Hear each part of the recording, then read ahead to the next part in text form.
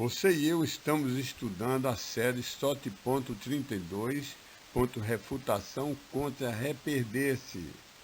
Ela está no canal youtube.com/c/ssttteo, na playlist criada Soteriologia 2. SOT.32Q2. Não existe perda de salvação. Estamos estudando aqui pessoas específicas, como Judas, em João 17:12, Simão o mágico, em Atos 8, o filho pródigo, em Lucas capítulo 15, Demas, em 2 Timóteo 4, verso 10, e veremos que essas pessoas não perderam salvação. Nada implica nessas passagens que verdadeiros salvos possam se perder depois precisando ser novamente salvos.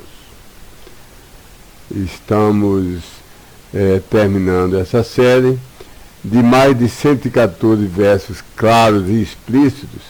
Já provamos que, ao menos para nós, os verdadeiros salvos, crentes dessa dispensação atual, a dispensação de assembleias locais plenamente estabelecidas, não as igrejas em transição dos evangelhos e do livro de Atos, ainda misturada com judeus convertidos, judeu não convertido, igrejas plenamente estabelecidas, de convertidos gentios, ao menos a nós. Não estou dizendo que ele não garantiu aos outros, mas estou tratando dessa nossa dispensação. Ao menos para nós, Deus garantiu que uma vez que ele salvasse uma pessoa, a pessoa sempre estaria salva, preservada pelo poder e fidelidade de Deus, não pela nossa força, não pela nossa sabedoria.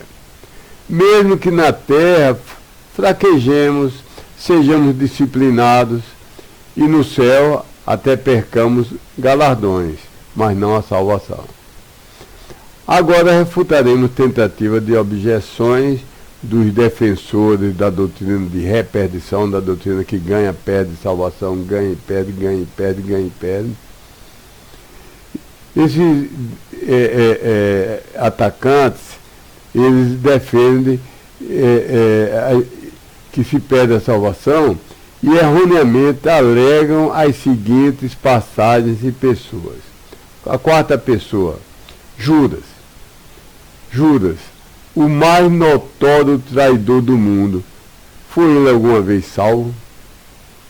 As Escrituras respondem com ressonante não, nunca, jamais, de modo e em grau nenhum.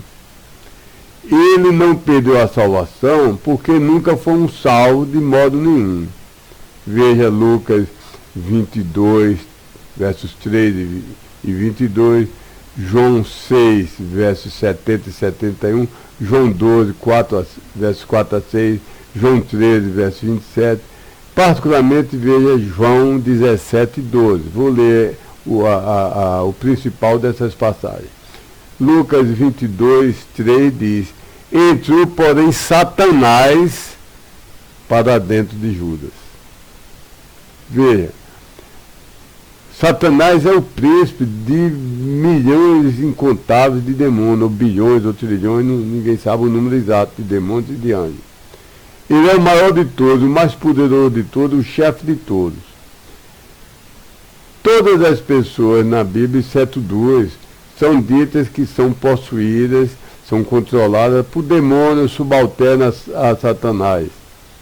Então, Satanás manda os casos menos importantes para, como se Satanás fosse o general, e manda alguns casos para os soldados, outros para os cabos, outros para os sargentos, e ele se reservou somente duas pessoas, ele diretamente vai possuir, controlar e dominar. Uma é Judas e outra vai ser o anticristo. Então é dito aqui: entrou, porém, Satanás para Judas. Lucas 22 diz, parcialmente: o Filho do Homem está indo segundo aquilo tendo sido determinado. No entanto, ai daquele homem, por meio de quem ele é traído e entregue. Então, é um ai maior do que a todo mundo. A situação de Judas é pior do que a de qualquer ser humano que antes existiu. Judas e Anticristo vão ser os maiores pecadores dignos, mais dignos da condenação eterna, são eles dois. O Filho do Homem disse: ai daquele homem, por meio de que ele, que é Cristo, é traído e entregue. João 6, 70 e 71, parcialmente diz: e proveniente de dentre vós, um só é o diabo, não é um demônio. Jesus falando aos 12 apóstolos, que um dentre eles era o próprio diabo. E continuando no versículo 71, e ele falava a respeito de filho de Simão, a saber, Judas, o homem de Queriós. Então, tudo está mostrando aqui a gravidade do pecado de Judas, e nunca jamais foi um salvo. João 12, versos 4 a 6, vou ler só a parte principal, porque esse unguento aromático não foi vendido por 300 denários e não foi dado aos pobres. Continuando, um furtador era, diz que Judas reclamou disso, da mulher que derramou unguento aromático sobre Cristo. A Bíblia diz, vou ler o verso 6 toda hora, ele disse isso, não porque tomava cuidado concernente aos pobres, mas porque um furtador era, e a bolsa tinha, era o tesoureiro, e tirava para si aquilo sendo lançado dentro dela. Então ele roubou diretamente do que era ofertado diretamente a Jesus Cristo, quando estava aqui em carne, osso e sangue. Ele foi o ladrão da equipe de Jesus Cristo, principalmente, e dos que o seguiu. João 13, 27. E após o bocado, que na última ceia, após Judas ter recebido um bocado de pão, então entrou Satanás para ele. Olha, não diz, entrou um demônio da 12ª categoria, ou um da 3ª categoria, ou um da 2ª. Mas diz, entrou Satanás. Diz-lhe, pois, Jesus, o que fazes, faze-o depressa. E João 17, 12, que eu acho o verso mais definitivo, mais claro, mais explícito, que prova que Judas sempre foi perdido, mais perdido do que qualquer ser humano que já houve. O verso João 17, 12 diz, Jesus diz, enquanto eu estava com eles no mundo, eu os guardava em teu nome, que os discípulos, os apóstolos. Enquanto eu estava com eles no mundo, eu os guardava em teu nome. Aqueles que me tens dado, guardei, e nenhum homem proveniente de dentro deles se fez perecer, exceto o filho da perdição, a fim de que a Escritura fosse cumprida. Então Jesus está dizendo, ó Pai, eu guardei todos os que me deste, os apóstolos, nenhum se perdeu, exceto aquele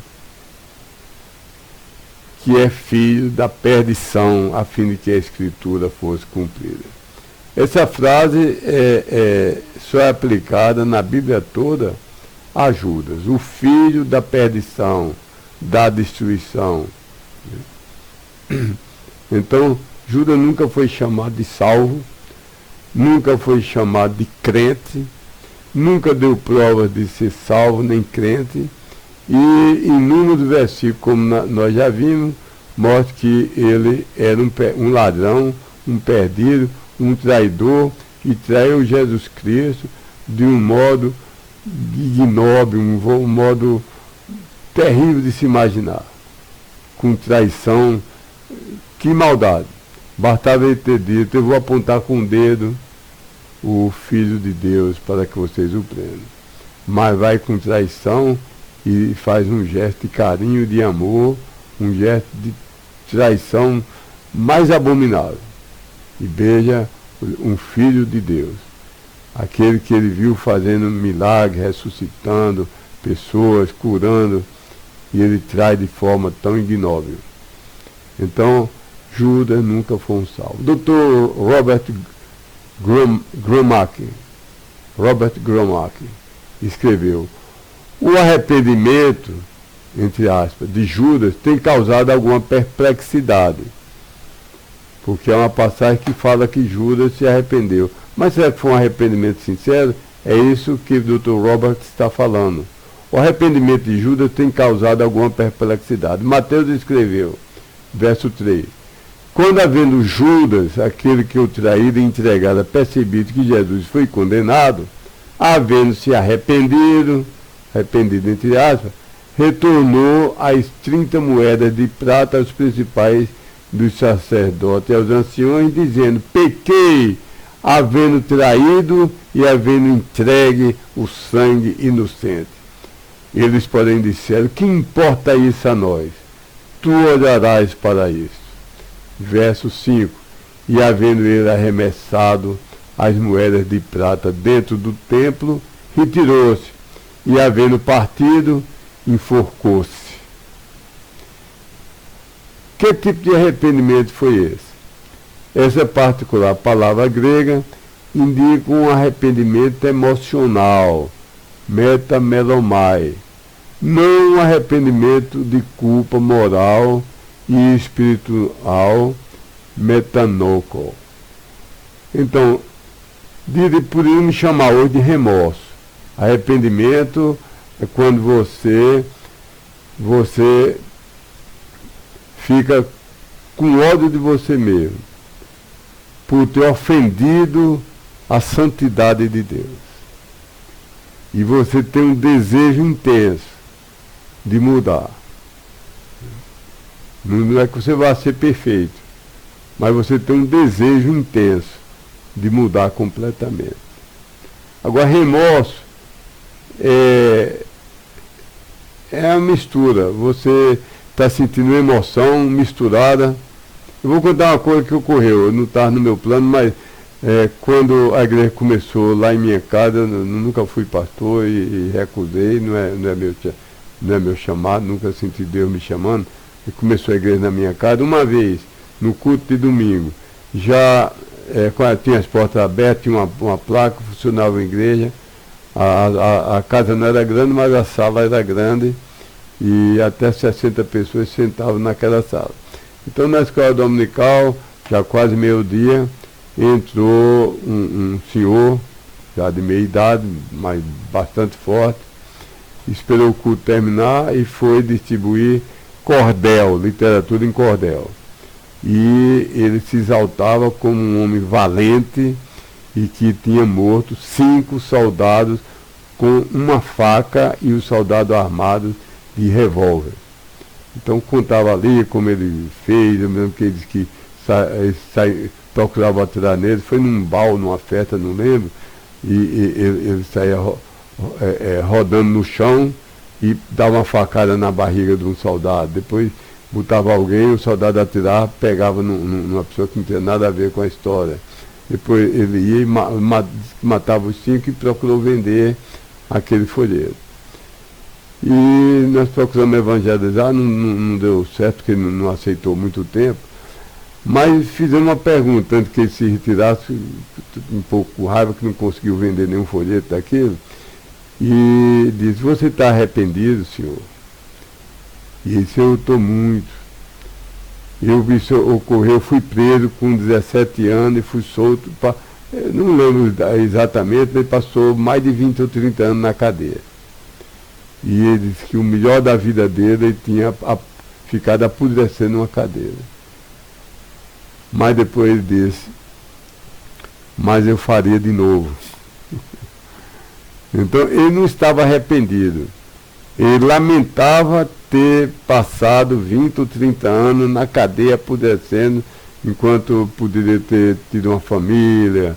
Ele disse que era fazendeiro, poderia ter sido plantado, colhido, criado, sendo feliz. E foi infeliz. Ele estava arrependido pela consequência. Mas ele disse, mas se eu pudesse, fazia de novo. Matava os 5 soldados de novo. Então, arrependimento é uma coisa, remorso é outra. Judas estava, continuando a citar Dr. Robert, Judas estava triste com o que tinha acontecido a Jesus. Porque ele, Judas, não tinha imaginado que aquilo iria tão longe. Eu vou fazer um comentário. Talvez Judas esperasse que resultaria na prisão e silenciaria Cristo, acabaria a doutrina de Cristo, dispersaria os discípulos. Talvez Judas estava esperando isso. E não esperava que resultasse na morte de Cristo. Fecho meu comentário. Continuo citando Dr. Robert. Após ter estado com Jesus 3 anos, Judas bem sabia que Jesus não era merecedor de morte de maneira nenhuma. Depois, Judas tentou reverter o caminho da ação, devolvendo o dinheiro, mas era muito tarde. Com remorso, Judas foi e se enforcou. Se isso tivesse sido um arrependimento genuíno, Judas teria procurado Jesus ou os 11 apóstolos. Quando os discípulos oraram pela nomeação do 12º apóstolo, disseram, lá em Atos, acho que é Atos 1, 24, Tu, ó Senhor, conhecedor dos corações de todos os homens, mostra tu de entre esses dois um só, ao qual tu escolheste. Estava escolhendo entre os dois que tinham requisitos para ser apóstolo. Continuando, verso 25. Para receber a parte desse encargo de servir e de apostolado, para fora do qual Judas caminhou desviando-se, para que partisse para dentro do seu próprio lugar. Essa frase, seu próprio lugar, dá a entender que Judas foi para o inferno. Então, isso já depois, esse é o comentário final sobre Judas. Estou fazendo meu comentário aqui, não é Dr. Robert. Essa frase, fosse para dentro do seu próprio lugar, a mim me mostra que Judas sabia que ia diretamente para o inferno. Continuando com o Dr. Robert, note que esse verso não diz que Judas decaiu da salvação, mas sim do seu apostolado. Judas era um apóstolo sem ser salvo. Há uma imensa diferença. De que Judas perdeu o apostolado, está dito que sim. Que ele perdeu a salvação, não está nunca dito que ele sequer foi salvo. Judas é um exemplo perfeito daqueles obreiros, e tem muitos, que alegam ser, e talvez até chegue a pensar que são salvos, mas na realidade são perdidos.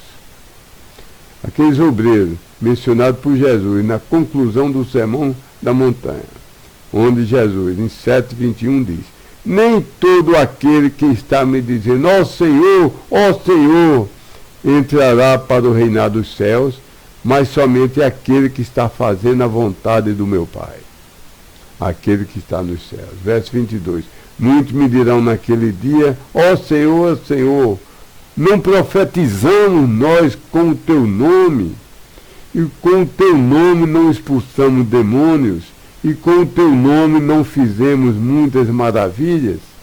E então abertamente lhes declararei, nunca vos conheci. Apartai-vos para longe de mim, os que estáis praticando esse desprezo às leis.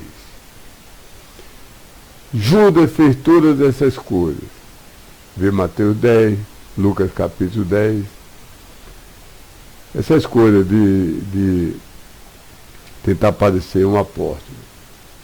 Ele tinha realizado um ministério para Cristo, mas não conhecia Cristo como Salvador do seu pecado. Ele foi totalmente perdido do começo ao fim. Termina a citação do Dr. Robert, foi tirado do livro Salvation is Forever, páginas 166 e 167. Quinta personalidade, Simão Mágico, em Atos 8, versos 5 a 25, não vou ler todos os versos. Verso 9, estava ali um certo homem chamado Simão, que anteriormente exercera naquela cidade a arte mágica ou feitiçaria, né? E tinha iludido o povo de Samaria, dizendo que era uma grande personalidade. Verso 13, e creu até o próprio Simão. Olha, repetindo, e creu até o próprio Simão. E sendo batizado, ficou de contínuo com Filipe. E vendo os sinais e as grandes maravilhas que se faziam, estava atônito. Olha, é dito aqui que ele creu, é dito que foi batizado, e colou com Filipe para aprender doutrina, perguntando, mas ficou atônito com os sinais e as grandes maravilhas, porque o que ele fazia sabia que era mentira, e o que era feito pelos crentes, os pregadores, por Filipe, pelos apóstolos, era verdade. E Simão, vendo que pela imposição dos apóstolos, imposição das mãos dos apóstolos, era dado o Espírito Santo, lhes ofereceu dinheiro, dizendo, verso 19, dizendo, dai-me também a mim esse poder, para que aquele sobre quem eu puser as mãos receba o Espírito Santo. Mas disse-lhe Pedro, o teu dinheiro seja contigo para perdição, pois cuidado que o dom de Deus se alcança por dinheiro. Tu não tens parte nem sorte nessa palavra, porque o teu coração não é reto diante de Deus. Arrepende-te, pois, dessa tua iniquidade, e ora a Deus, para que porventura te seja perdoado o pensamento do teu coração. Pois vejo que estás em fel de amargura e em laço de iniquidade. Lemos os principais versos de Atos, o capítulo 8, de 5 a 25. Em João 2, 23 a 25, está registrado que um número daqueles que hoje chamaremos de amigos só de festa e de bebida e de bom tempo, esses falsos amigos só de bom tempo, de época de safra, de festa, está registrado que um bom número dessas pessoas creram, entre aspas, um falso crer, creram em Jesus. Verso 23 diz, muitos vendo os sinais que fazia, creram no seu nome. Mas logo o verso seguinte, 24, diz, mas o mesmo Jesus não confiava neles, porque a todos conhecia. Esses homens volúveis, que mudam de opinião, têm opiniões e amores misturados, estavam interessados em seus milagres, o milagre de Jesus, mas eram surdos com respeito à sua mensagem. Eles aceitavam os milagres, queriam pão, queriam peixe, queriam curas, mas recusavam a mensagem e recusavam a pessoa de Jesus Cristo. A passagem em Atos 8 registra uma coisa similar. Mesmo que Simão é dito aparentemente que ele creu, provavelmente baseado nos milagres realizados por Filipe, vê 8, verso 6, mesmo que ele foi realmente batizado, veja 8, verso 13, não há nenhuma indicação de que Simão jamais foi um salvo. Vê especialmente os versos 20 a 23, vou repetir aqui, mas disse Pedro, o teu dinheiro seja contigo para a perdição, pois cuidado que o dom de Deus se alcança por dinheiro. Tu não tens parte nem sorte nessa palavra, porque o teu coração não é reto diante de Deus. Arrepende-te, pois, dessa tua iniquidade e ora a Deus, para que porventura te seja perdoado o pensamento do teu coração. Pois vejo que estás em fel de amargura e em laço de iniquidade. Há falso crer. Há um modo falso de crer. Primeiro, até os demônios creem em Deus, mas o fazem meramente intelectualmente e creem na existência de Deus. Não se submetem a Deus. Tiago 2,19 diz, tu crês que um só Deus há. Bem fazes, mas até mesmo os demônios creem nisso e estremecem. Creem na existência de Deus, nos atributos de Deus, na grandeza de Deus, não livra ninguém do inferno. Precisa confiar e receber Cristo total e exclusivamente. Em segundo lugar, Simão e os homens de João 2, 23 a 25, que eu já li, vou repetir, diz: muitos vendo os sinais que fazia, isso é que Jesus fazia, creram, falso creram no seu nome. Mas verso 24 diz: mas o mesmo Jesus não confiava neles, porque a todos conhecia. Então esses homens de João capítulo 2 e Simão meramente reconheciam o poder de Jesus e criam nas vantagens materiais que alguns estavam recebendo dele. Terceiro lugar, esses dois tipos de fé, fé na existência e fé interessada em vantagens materiais, nunca salvaram, não salvam, nunca salvará nenhum homem. Sexta personalidade, o filho pródigo, de Lucas 15. Todos conhecem a passagem, Lucas 15, de 11 a 32, vou ler só algumas partes. E tornando em si, disse: quantos jornaleiros de meu pai têm abundância de pão, e eu aqui pereço de fome.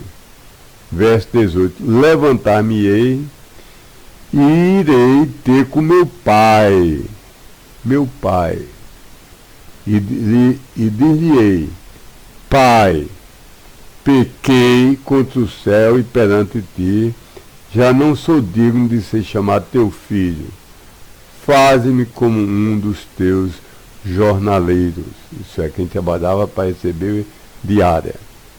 Verso 20: e levantando-se, foi para seu pai, e quando ainda estava longe, viu o seu pai, e se moveu de íntima compaixão, e correndo, lançou-se-lhe ao pescoço e o beijou.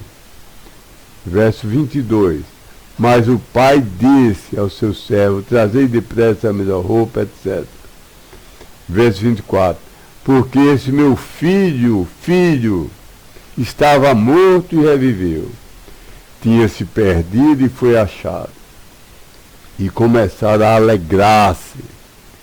Verso 32, respondendo ao filho ingrato, ele diz: mas era justo alegrarmos-nos e folgarmos, porque esse teu irmão estava morto e reviveu, tinha se perdido e achou-se.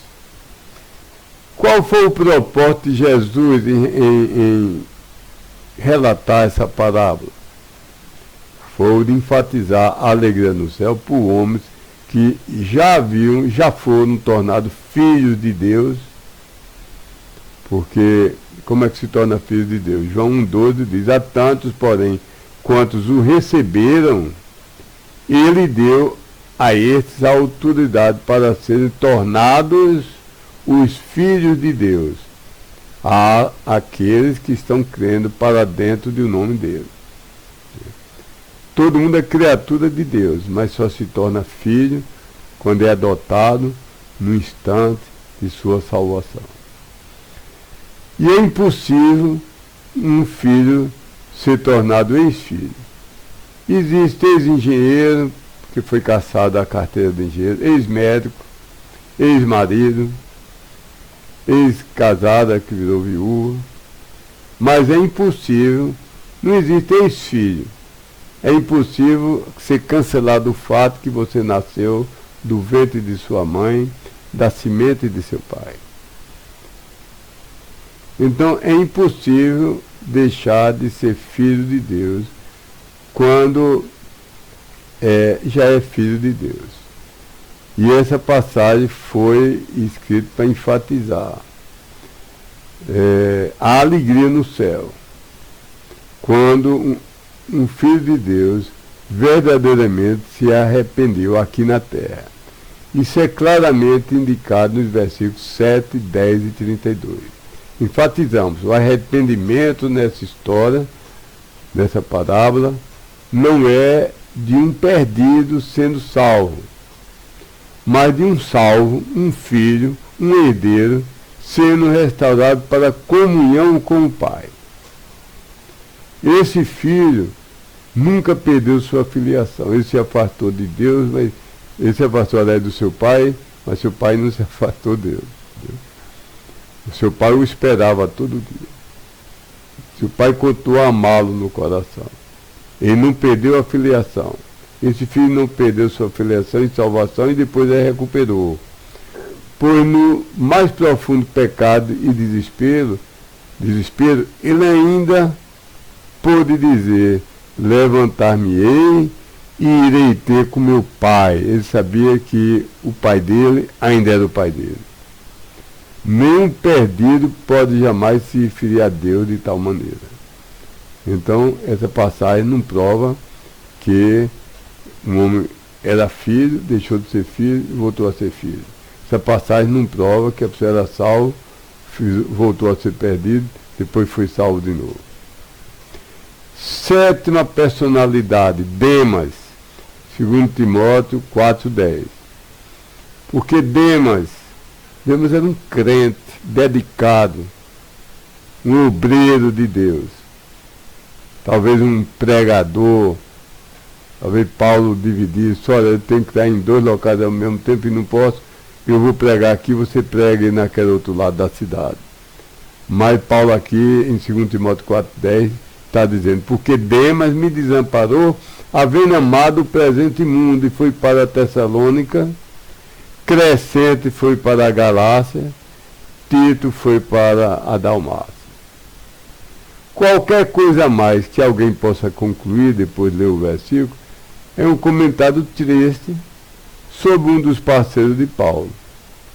Já tínhamos lido sobre Demas em comunhão tanto com o apóstolo Paulo como com Lucas. Colossenses 4,14 diz: saúda-vos Lucas, o médico amado, e Demas. Então, quando Paulo está escrevendo para a igreja em Colossos, ele estava em companhia de Lucas, o médico amado, e de Demas, e manda dizer: olha, aqui ao meu lado estão Lucas e meu grande companheiro Demas, eles mandam saudação para vocês. A verdade de toda essa questão é parecida com o que aconteceu com João Marcos. Em Atos 13:13, a Bíblia diz que, havendo, porém, içado as velas, desarpado para longe de Pafos, Paulo, com aqueles ao redor dele, chegaram para dentro de Pés da Panfilha. João Marcos, porém, havendo se apartado para longe deles, voltou para dentro de Jerusalém.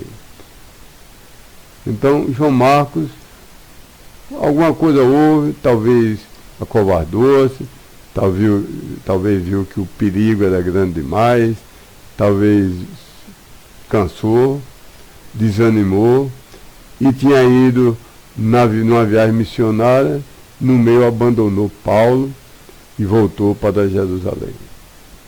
Então, a história aqui é semelhante. Demas também falhou para com Paulo numa hora de grande necessidade. No entanto, a história de João Marcos teve um final feliz. Em 2 Timóteo 4,11, Paulo diz: só Lucas está comigo. A Marcos, João Marcos, havendo tu tomado, traze-o contigo, porque ele me é útil para a ação de servir. Então, quando Paulo escreveu, anos depois, a Timóteo, diz: olha, eu só estou agora com um companheiro que é Lucas. Quando você vier, traga João Marcos, porque ele me é útil para a ação de servir. Então, João Marcos havia se arrependido, havia voltado a querer servir a Deus, a ajudar o apóstolo Paulo, já na velhice do apóstolo Paulo. Talvez a história de Demas teve um final melhor. Deus simplesmente não nos contou todos os fatos. Ninguém pode dizer aqui que Demas perdeu a salvação. A verdade líquida e certa é que está falando aqui dele ter se afastado do ministério pela dureza, ou teve medo, temor, ou se interessou tomar conta de alguma fazenda, ou se dedicar mais à família, não sei. Não é dito que Demas jamais é dito que ele perdeu a salvação.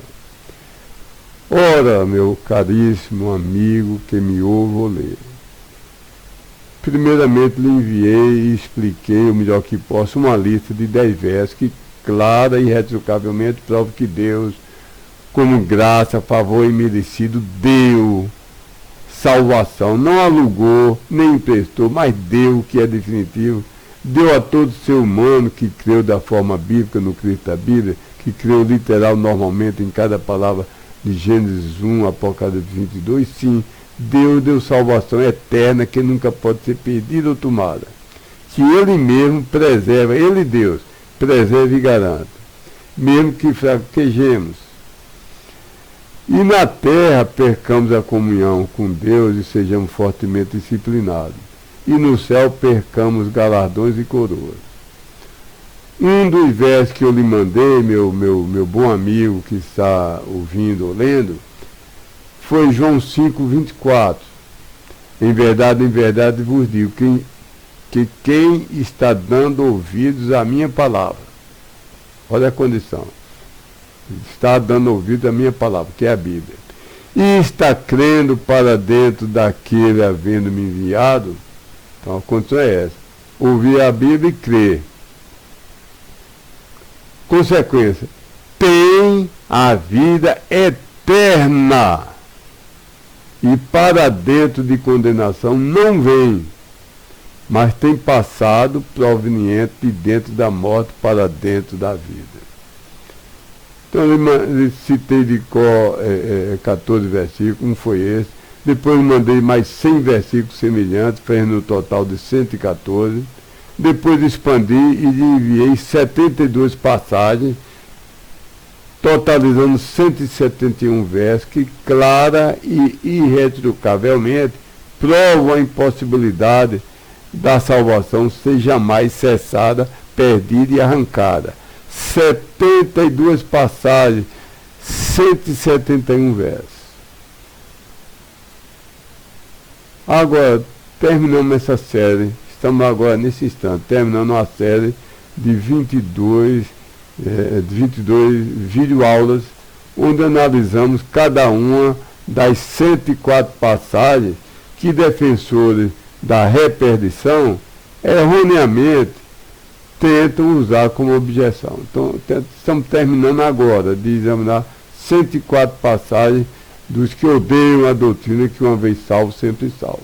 Vimos que nenhuma dessas objeções chega nem mesmo a 1000 quilômetros de distância de chegar a clara e explicitamente declarar um verso com todas as letras que um salvo, particularmente da nossa dispensação, de gentios convertidos, numa igreja local, os que biblicamente creem no Cristo da Bíblia, alguém que Deus declarou ser eternamente salvo, que declarou ter vida que dura para sempre, etc, etc, etc. Não há nenhuma passagem dessas 104 que passamos esses 2 meses analisando, não há nenhuma passagem que diz que depois Deus se arrependeu, ele salvou, depois Deus se arrependeu, ou falhou, ou que Deus fracassou, ou que mostrou Deus ter mentido, ou ele declarou de algum modo que aquela pessoa voltou a ser perdida. Você que sempre batalhou contra os 171 versículos, cristalinamente claro, explícito, onde Deus garante que é Ele que preserva imutável e eternamente, salvo a quem nele creu, para o bem de sua alma, eu rogo, em amor ardente, lhe empurro para você ser salvo. Você ainda não é, pois você não crê nessas 171 passagens, promessas. Ardentemente eu animo e exorto a se humilhar, se arrepender, pedir perdão a Deus por nunca ter crido nesses versos.